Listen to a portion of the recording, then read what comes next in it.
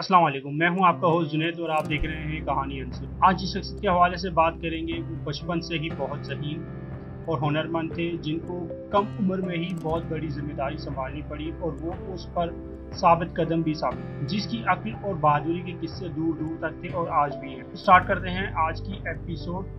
आपका वक्त ज़ाया किया। आप सब लोगों से गुजारिश करूंगा कि अगर अभी तक आपने हमारे चैनल को सब्सक्राइब नहीं किया है तो सब्सक्राइब कर लें, बेल आइकन को प्रेस करके अंदर आ जाएं ताकि आपको और भी मज़ेदार कहानी अनसुनी सुनने को मिले। 2 अक्टूबर 1971 ईस्वी, ये वो तारीख थी जब महमूद गजनवी की पैदाइश हुई और पूरी गजनी सल्तनत में खुशी का जश्न और समा था। महमूद गजनवी अपनी पैदाइश से लेकर अपने आखिरी दिन तक वो गजनी, जिसका नाम बाद में तब्दील करके गजनवी रख दिया, के हुक्मरान रहे। गजनी में एक मुसलमान बादशाह ने हिंदुस्तान पर लगातार सतरे हमला किए और हर बार फतेह ने उसके कदम चूमे।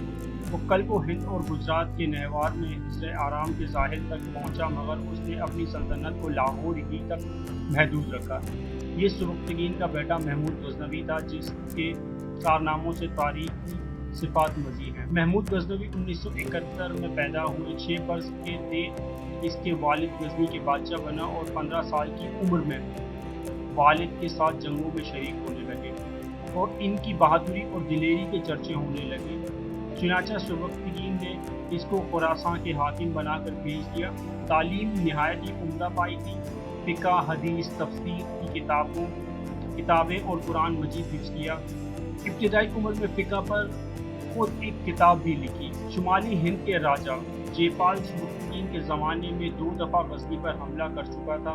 जब महमूद 26 साल की उम्र में वालिद के जानशी हुआ तो जयपाल ने तीसरी दफ़ा हमला कर दिया। महमूद ने इसको सख्त शिकस्त दी और गिरफ्तार कर लिया। राजा जयपाल ने बड़े वादे वईद करके रिहाई हासिल की। सुल्तान महमूद गजनवी एक सिपाही सालार और फतेह की हैसियत से नहीं बल्कि इल्म व फ़न की सरपरस्ती के एतबार से भी नज़ीर हुक्मरान था। बड़े बड़े आलिम और शायर इसके दरबार में मौजूद थे। फिरदौसी की सरपरस्ती करके इन्होंने शाहनामे की तकमील कराई। गजनी में बड़े बड़े मदरसे कायम किए। अहले इल्म की मदद पर लाखों सालाना सर्फ करते।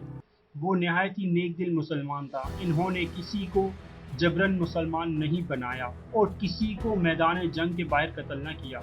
1022 ईस्वी में महमूद गजनवी ने हिंदुस्तान को अपनी सल्तनत में शामिल कर लिया। 1026 ईस्वी में सोमनाथ फतह किया। महमूद गजनवी ने जब सोमनाथ फतह किया तो सुल्तान महमूद गजनवी सोमनाथ के सबसे बड़े मंदिर के अंदर दाखिल हुए, जिसमें हिंदुओं का सबसे बड़ा देवता बुद्ध की सूरत में पूजा जाता था। सोमनाथ का जो वाक़या है ये महमूद गजनवी की शान और बढ़ाता है और इसे ताकत और अक्ल के लोहे को भी साथ साथ लोगों को मानने पर मजबूर कर देता है। सोमनाथ के इस बुद्ध को मौजूज़ों का देवता कहा जाता था और इसे नाकाबिल शिकस्त तस्लीम किया गया था।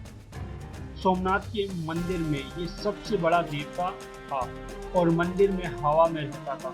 बुद्ध को मंदिर के बड़े कमरे में इस अंदाज में हवा में देखकर हर शख्स इसकी बरतरी तस्लीम कर लेता और जो बरतरी तस्लीम ना करता वो भी एक बार सोचने पर मजबूर हो जाता था कि ये बेहद बड़ा और वज़नी बुद्ध किसी जंजीर या नज़र न आने वाले सहारे के बगैर किस तरीके से फ़िज़ा में कैसे है।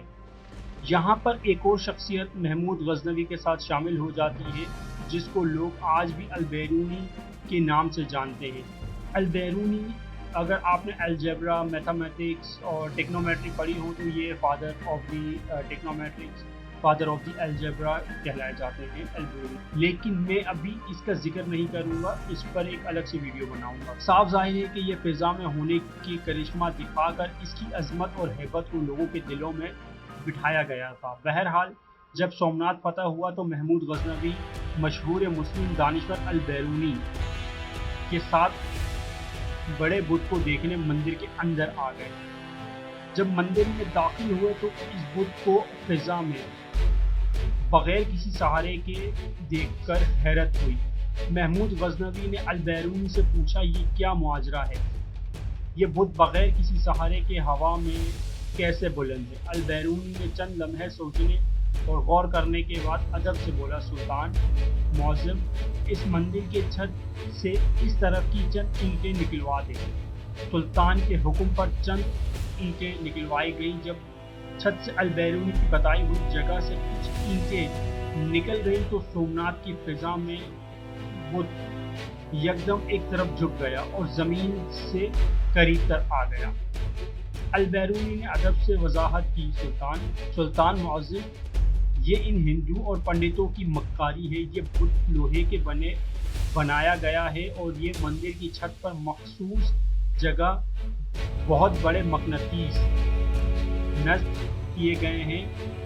ये मकनातीस लोहे के बुत को अपनी तरफ खींचता रहता है और ये यूं बुत हवा में रहता है। चूँकि ये बड़े बड़े मकनातीस मजबूती से नस्ब किए गए हैं, अपनी जगह से नहीं हिलते, इसीलिए ये बुत भी फिजा में बुलंद है। जब मंदिर की छत उखाड़ी गई तो वो बुत जमीन पर आ गिरा।